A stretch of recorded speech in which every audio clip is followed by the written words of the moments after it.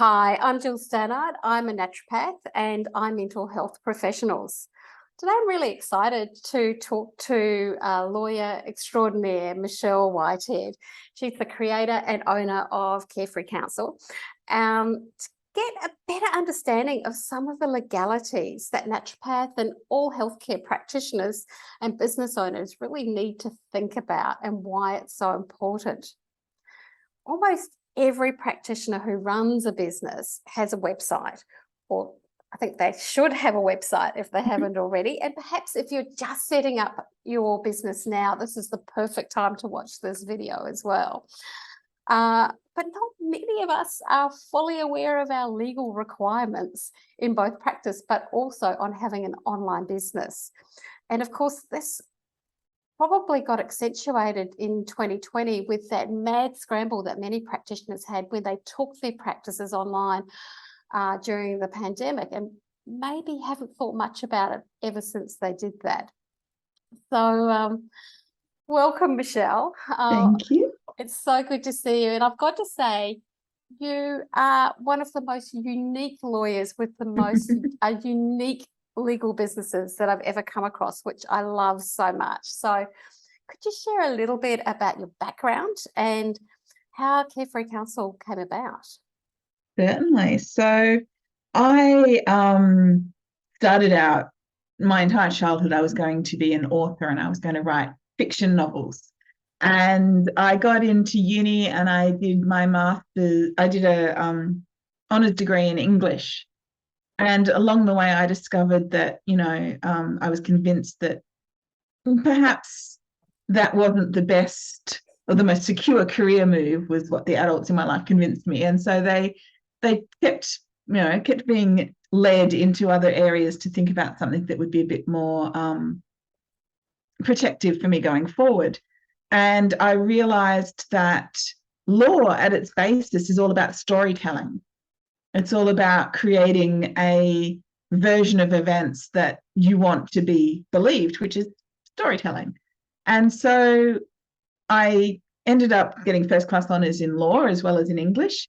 And I was homeschooling kids at the time. So I started working for a small country law firm where the other lawyers there did all of the criminal law and the family law, which I didn't want to get involved in. And so I took on everything else, which is all the business law and all of the matters that had hundreds of boxes to read and paperwork to sort through and all of that sort of thing. And I stayed there for many, many years, but along the way, I became increasingly disillusioned with adversarial legal practice. Because even when my clients won, they lost.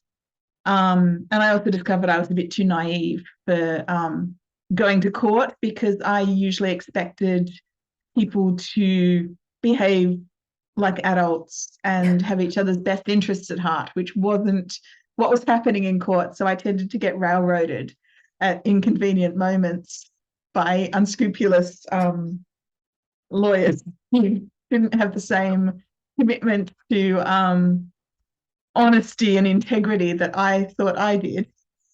So I signed up. I went back to uni and I started doing my master's in law, and I majored in alternative dispute resolution.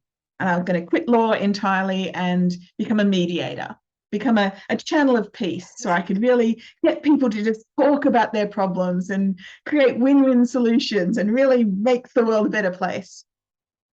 And then, having graduated with that, I discovered that I didn't actually have the first clue on how to market a mediation business. I'd always just worked in this law firm and, it wasn't my job to chase down the clients. So I fell into the world of online entrepreneurship, and I started discovering all of these incredible female business owners who worked from home, who had this connected, caring way of doing business that I was just right up my alley. It was exactly what I wanted to be involved with. And they were doing amazing, world-changing work, but they didn't have any boundaries and they didn't have a basic understanding, and they were living in fear and anxiety with their businesses because they didn't understand how to ground it on solid foundations.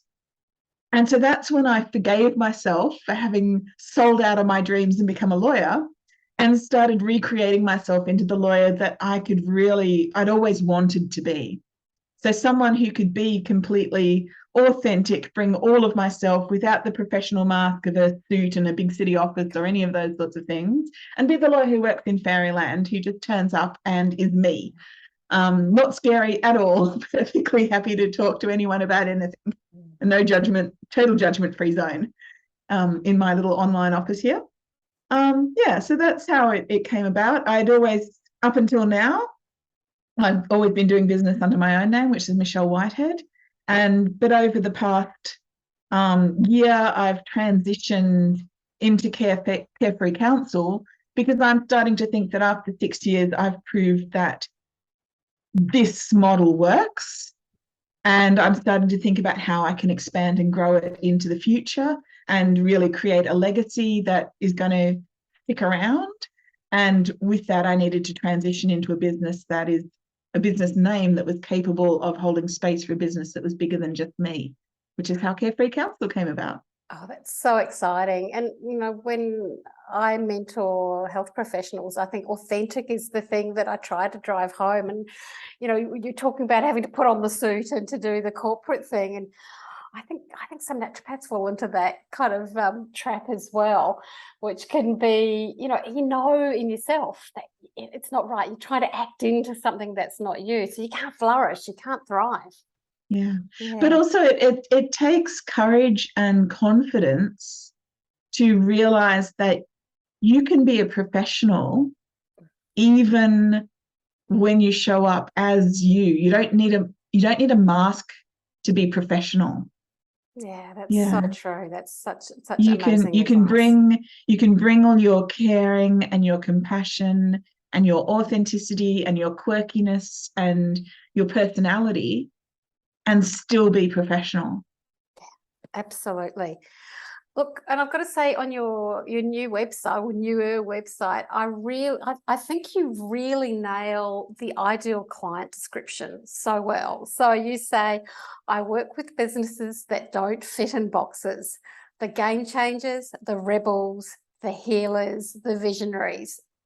That is one fantastic, why. Yeah. It's but the It best just one gives I've me seen. chills knowing that I get to play with you guys. And you've had a long history of working with naturopaths, health practitioners, health coaches. What drew you to work with our community?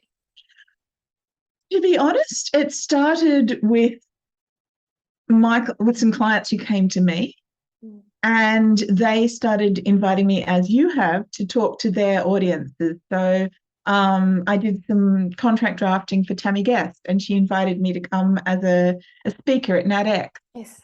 And that was amazing.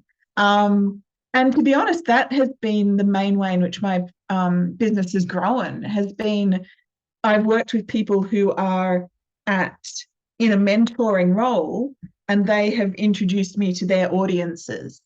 And then I've upskilled myself to make sure that I can meet the needs of that audience. So, now I've got everybody from the naturopaths and the nutritionists to a network of doulas, to a network of VAs and virtual assistants. I've got networks of more spiritual healers and spiritual coaches, somatic body workers, yoni massage therapists. You name it. If they don't fit into a box and they think lawyers are scary people in suits who are best avoided, then they kind of find their way into my door. That's fantastic. So let's delve into what you actually offer. So you offer a range of one-on-one to one-to-many services. So tell me more about it. Sure. So I think the core of my work is probably lies in the contracts that care, which is my little name for them. Because when I started, it comes back to the storytelling, and a contract is a story that holds the space for a relationship. So I'm a huge, massive fan of DIY. I've homeschooled 3 kids for 16 years. I do everything myself up until now, where I'm started reaching out and bringing on my own subcontractors. But I've always been someone who likes to do it my own way and to recreate things that work in a way that really makes sense to me. So when I started thinking about, when you're a lawyer, you often have a library of precedents that have been handed down through the firm, and you use those for drafting your contracts, and you just kind of work from those patterns rather than reinventing the wheel. But there I was with none of that behind me. And so I thought, right, how am I going to do this? Where am I going to start? And so the Contracts That Care DIY packs were born because I went out and I started researching what goes into a really good website terms and conditions for an online business, or a privacy policy, or a client service agreement for various different niches that I was involved with. And I researched hundreds of sample documents, and I broke them down into what are they covering and why. And that was how I created the intake forms, or the precedent forms, that I was going to use, the instruction sheets that I was going to use, taking instructions from my clients so that I could create their contracts. And then by the time I got to the stage where I was ready to move more into a one-to-many kind of offering, because there's only so many contracts I can draft in a week, and that's not going to pay for 3 kids to eat, especially as they turn into teenagers. I started thinking, how can I actually create a DIY pack at a price range that's going to work for clients who can't afford my VIP contract drafting? And I didn't want to create that kind of precedent-based one-size-fits-all version where you just fill in the blanks, because one size fits nobody. I'm not a one-size-fits-all person. And so I used my instruction sheets to really empower people to use their own words, the same language, write contracts in the same language that they use for their marketing, to really bring their personality in, and to really educate and empower them to take ownership of their legals and be 100% involved in the creation of them, so that they could have legals that came from the heart of their business. So that's how Contracts That Care kind of evolved. Along with that, I've got a range of consultations that complement them. So I've got my advice on a contract session. I've got Collaborate with Confidence, because I kept getting calls from people who'd fallen into an amazing collaborative relationship, but hadn't put any thought into the boundaries or the long-term nature of that relationship. And then they were coming to me after it had broken down saying, let's untangle the chaos. And it's like, well, let's start getting them to come and talk to me at the beginning, because that's what, is I'm still doing that whole mediator role, but I'd much rather be involved in the formation of the relationship, so we can form it in a way that's going to manage expectations and help it to run smoothly, rather than at the end when it's breaking down. So there's a Collaborate with Confidence one. There's a Conflict with Compassion consult, which is basically, if it is breaking down, then let's talk you down from the ledge, and let's generate win-win solutions, and look at how you might want to disentangle the relationship, and look beyond the emotions and start thinking about how you can be mutually beneficial in wrapping up. There's intellectual property strategy sessions, and I do due diligence consultations, which are looking at whether your business name is safe for you to use and its potential for turning it and registering it as a trademark. So yeah, contracts and IP are the main areas I get involved in, plus a little bit of conflict resolution. Those are all my one-to-one services. And then in one-to-many, I've got Castle Quest, which is my risk management program. I have a side gig as a casual employment as a program developer with the College of Law, which is an Australia-wide, it's the main educational institute that educates lawyers after they leave university, and do the practical legal training you need to do after you've got your law degree, but before you can practice law. And they also have a range of master's courses, masters in law and things like that. And so I work as an editor for them, and I edit their master's level programs. And I was editing a program on risk management for a program on advanced risk management for lawyers. I'm thinking, these techniques are really, really useful. Like, they're awesome, but it's so boring, based in fear and avoidance of liability. And so, in line with my common habit of thinking, what else is possible? I deconstructed them and thought, what if we based them in curiosity and love and brought imagination and fun into the process? And so it's all of the best of traditional risk management, what you would get in corporate risk management, but it's reimagined in a way that really works for us. So it's grounded in your values and vision for your business and who you want to be and what your mission is and your why. And then we think of our business as a castle. And underneath that castle, you've got the caves. And that caves is your subconscious. And all of those what ifs and anxieties and the unknown unknowns and all of those things that get added to your important but not urgent list because they're too complicated or confusing and you don't have time to deal with them, they all get shoved down into the cave, right? And we call them dragons. And when that cave is stuffed full of dragons, there's so much smoke and roaring coming out of the cave, and it's filtering up through your castle that your castle feels unsafe.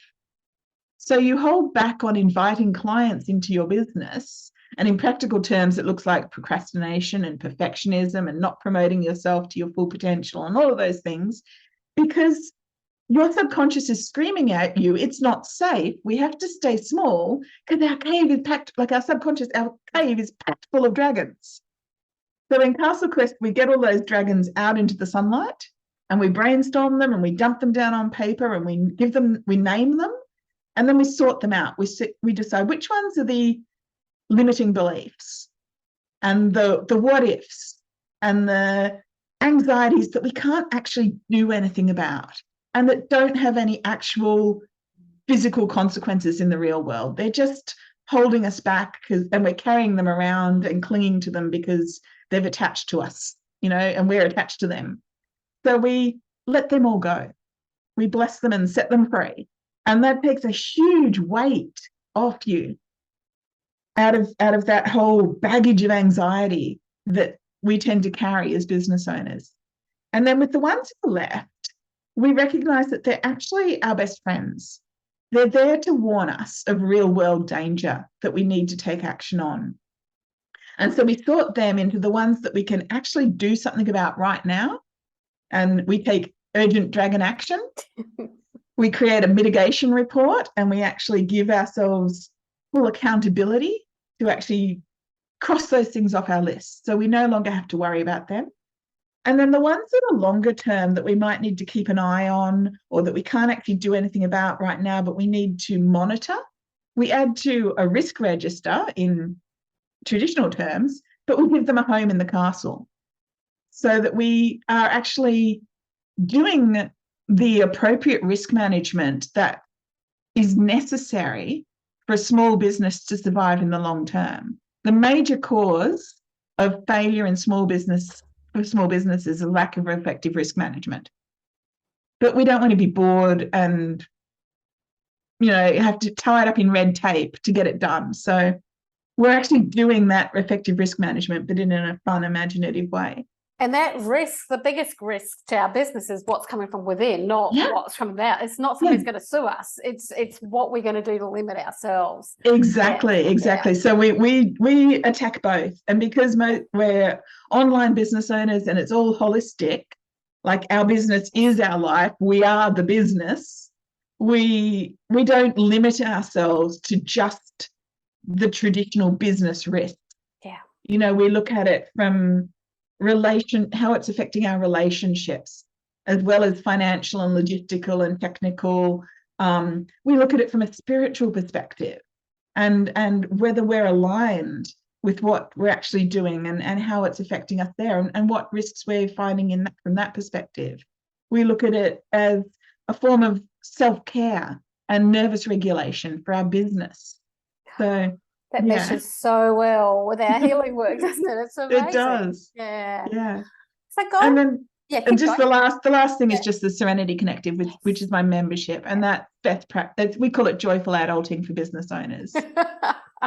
And it's Perfect. basically 12 missions, one a month, and it's 12 areas of business best practice that we don't generally turn our minds to because we're so busy being in business.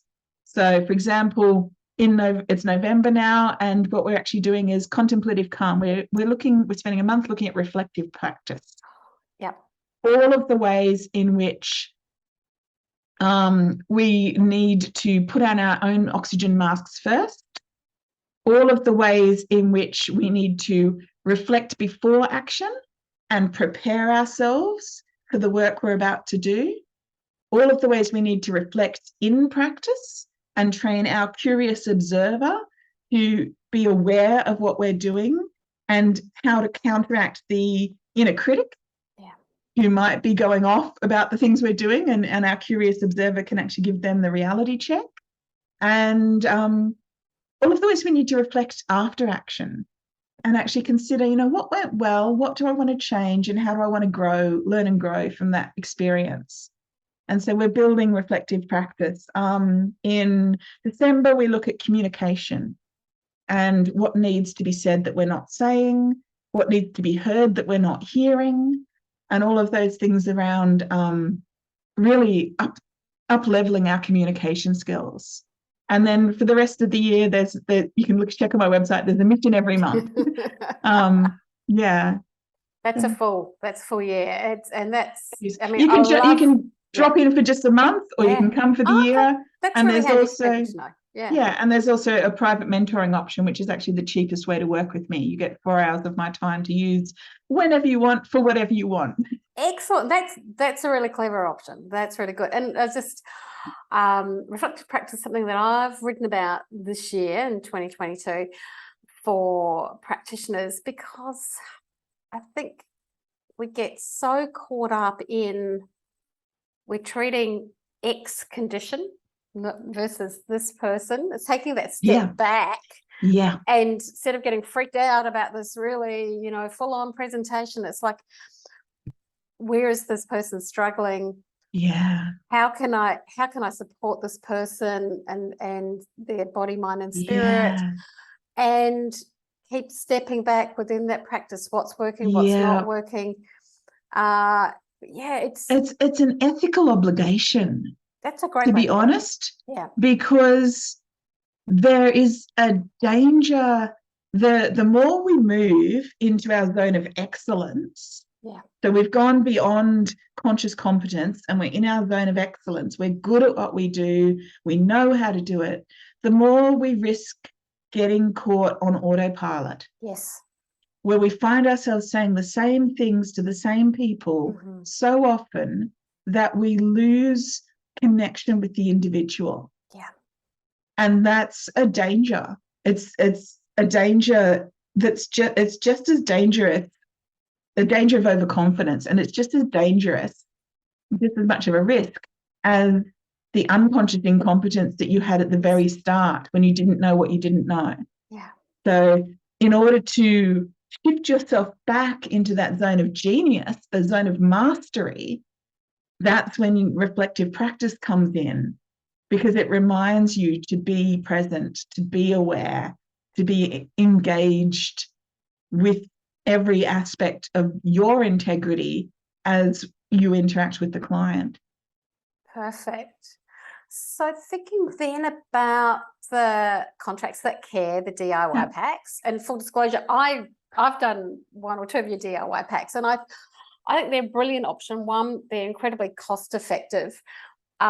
It's not a case of you're giving someone, this is just what you put on the website. It's so you can kind of understand the process, personalize it, put it in your language, and then check in, and you have the opportunity still to check in with you at some point in that process, in potentially a group session. Sometimes it ends up being a one-on-one session. And I think it's something that anyone who has a business that is online needs to think about. So where do you if you're a health professional, where do you think you should start? What's the first one that will get you started?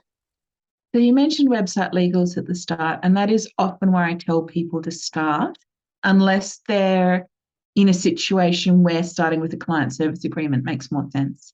But in the vast majority of cases, I tell the people to start with your website legals because they're your basic foundation stone of your business. Website legals are required under Australian consumer law for any business that is offering any kind of product or service through a website. Okay, do you want to say that again? That's a really important point. Yeah, website legals are required under Australian consumer law for any business that is advertising any kind of product or service through a website.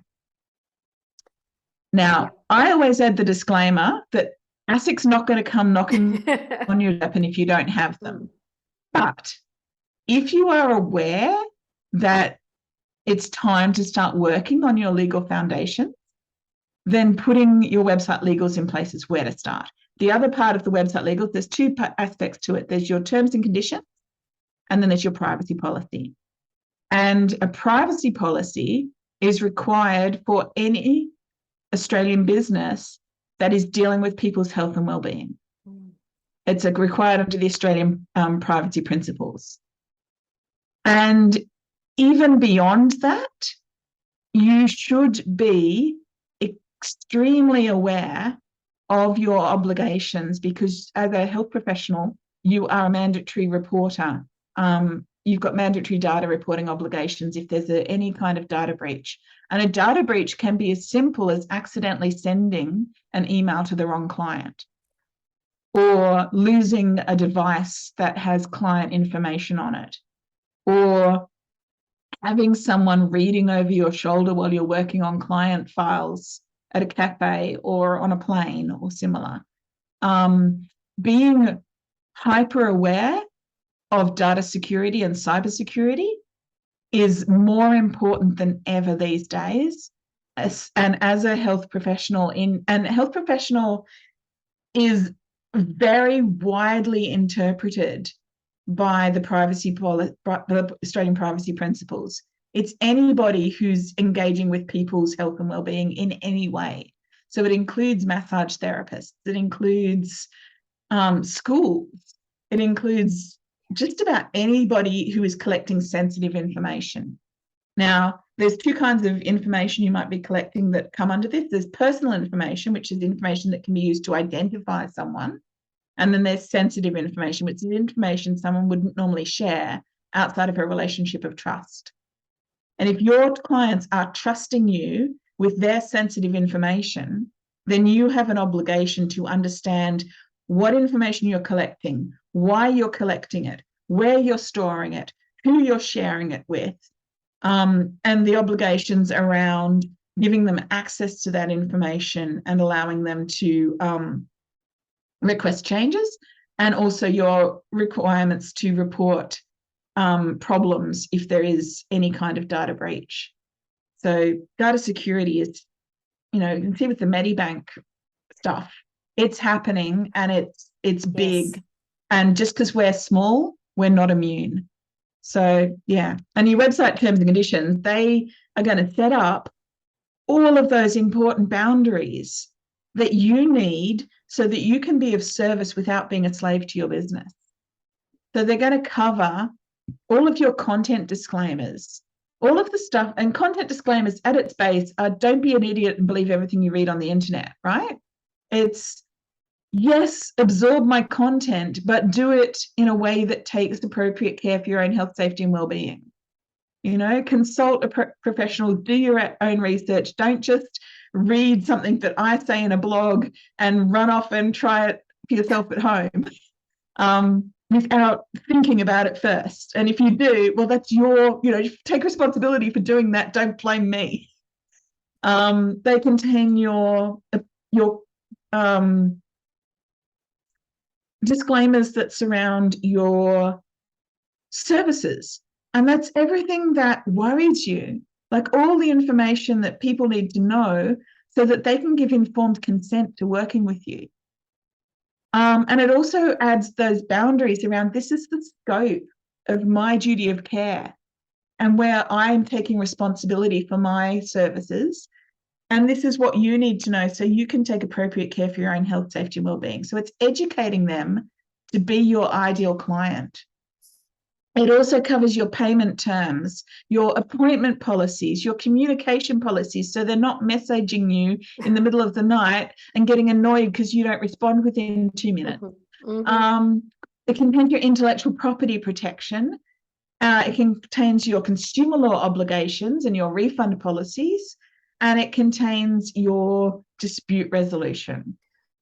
And I thought that was really interesting when I did this pack. It was like, oh, dispute resolution. And you've got right there down there about how to put that into place and what the time frame is. It's things that we'd never think of. It's so important. And a lot of people resist doing that. They think, I don't want to think about what goes wrong. I don't want to think about the end result. But having put that policy there allows you, if someone is unhappy, it means you're not running around like a chook with its head cut off, screaming, they're going to sue me, they're going to sue me. Yeah. It allows you to say, okay, they're unhappy. Here's the process we're going to follow. And I defy anyone who's been in business for any length of time to not have a single unhappy client. Yeah. Right? Yeah. It happens. Mm-hmm. And it becomes even more important the bigger you get. Yeah. I've worked with clients who've been flying naked with no legals for 30 years and they've never had a problem. And I've worked with practitioners who aren't prepared to bring their first client in the door until they're wearing a full suit of armor. Yeah. And there's nothing wrong being at either end of that scale.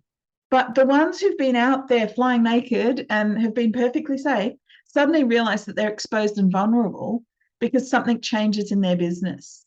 Up to now, they might have only taken people in person from a very small pool of clients who they knew personally.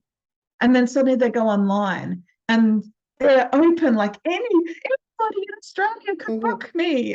Anyone in the world can book me, Yeah. It opens up that exposure and you start to feel vulnerable yourself. And that's when that subconscious sabotage kicks in again. So, yeah. So I'd like to it was interesting when you were talking about the legal requirements, and I could almost feel the future people watching this video just totally freaking out. I want to walk them back from the ledge and actually absolutely. This is really a low cost investment to cover your ass and to get really clear about what you're doing in practice, and it is absolutely. I've had so many people thank me for the DIY packs, not from a legal perspective, but from a practical perspective. They'd never put that much thought into what happens if someone's late for an appointment or they miss an appointment, and they found themselves reinventing the wheel. Like every time it happens, they've got to think, oh, what do I do now? And, whereas if you've got yourself a nice, clear, really communicated policy, it gives you that confidence,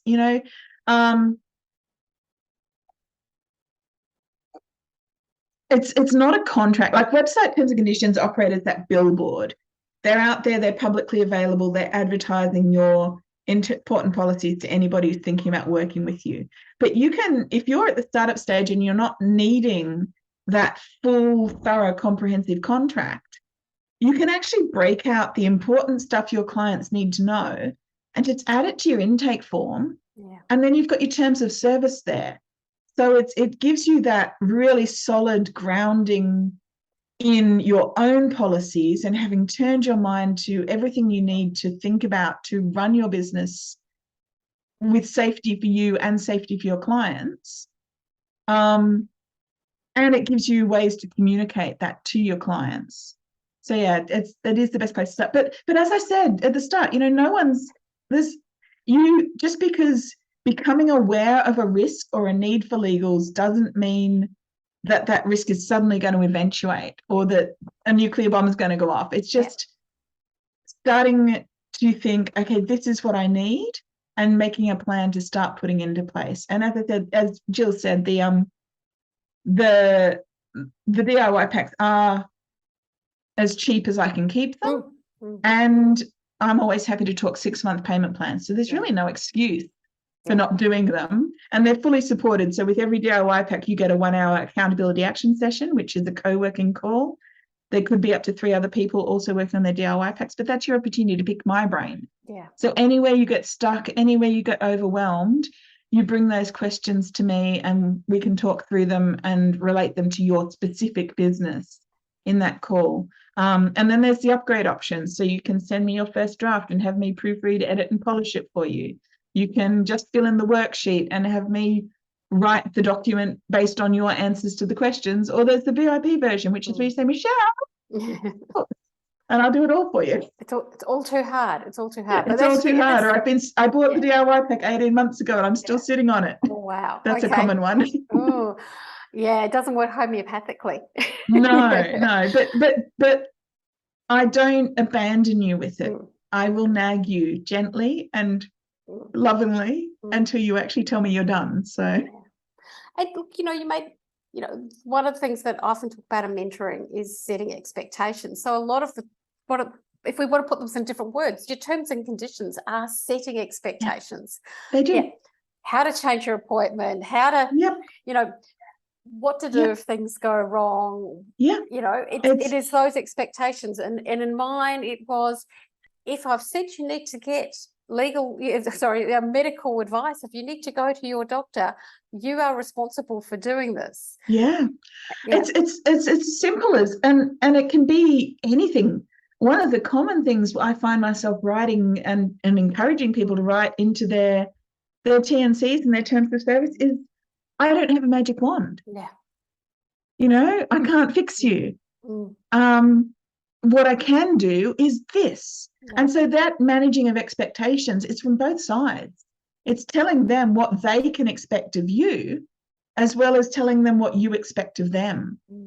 And that clarity around expectations, that creating a connected, caring relationship of mutual trust, that, along with your commitment to best practice, is what is going to save you from getting embroiled in conflict situations. Yeah. Because the more there is that clarity of understanding, the better. I constantly quote Brené Brown, clear is kind. If you consider yourself to be a kind person and a practitioner who is kind to their patients, then you want to be clear with them. And that clarity and that giving them the information they need to know so that they can give informed consent to working with you, that's your legal's job. Yeah. And so, I want people to go away feeling inspired and actually curious and excited about how this will actually give you a certain amount of freedom because it's there. It is putting some light into the darkness. So if you think of, you'll obviously already realize that I'm big on metaphors.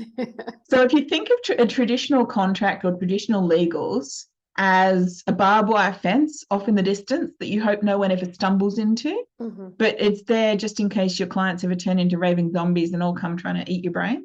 Never going to happen. You basically lock it in the filing cabinet and only pull it out if you have to go to court or similar. I want to reimagine contracts as being the sacred container that holds the space for the relationship in the present. So the contract holds the space, holds the boundaries for you to do your best work so you can hold space for the client.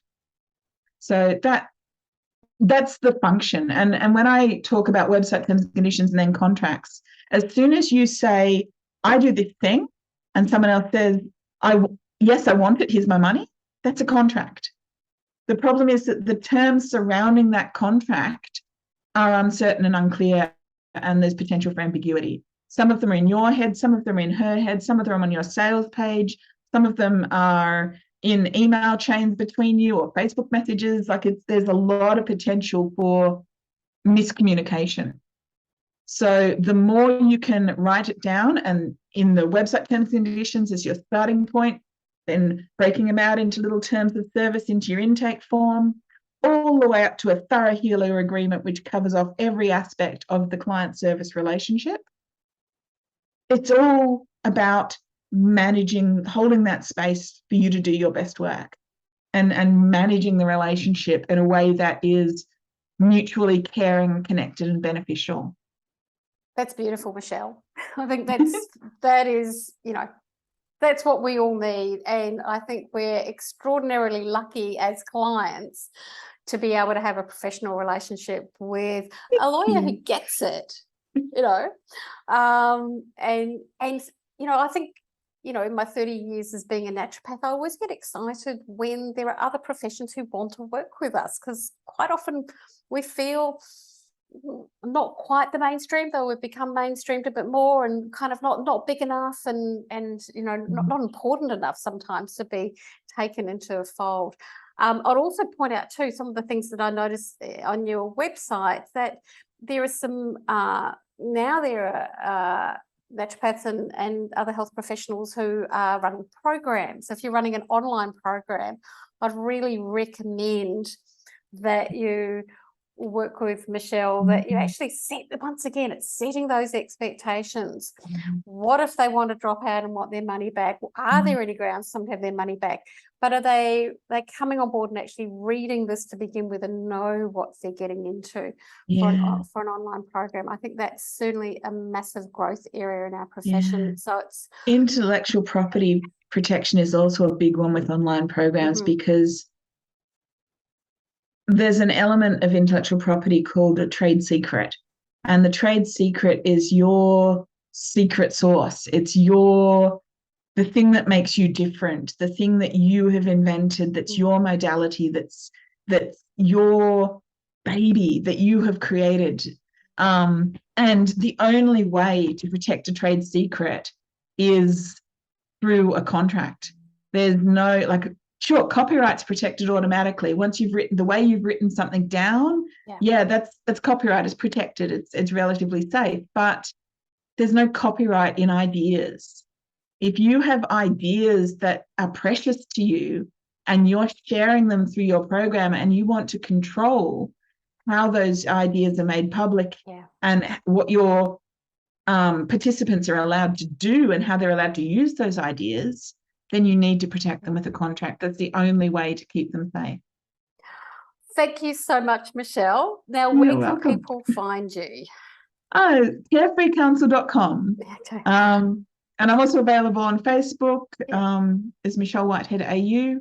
And I will put a link below. And I'll be upfront, I have an affiliate link for people who click that link and buy a DIY pack, none of the other services. But as I said, I'm happy for people to go anyway to you, whether it's through me or they're just Googling you, because I can only support services that I totally believe in. And I just think the whole profession needs you. So thanks so much. And as this video is on YouTube, just reminding people, if they've found this content useful, to hit the like button and subscribe and the notification bell, so you know when I put a video up again. And any more information, go to jillsanna.com.au. Thank you. Thank you. It's been a pleasure as always, Jill.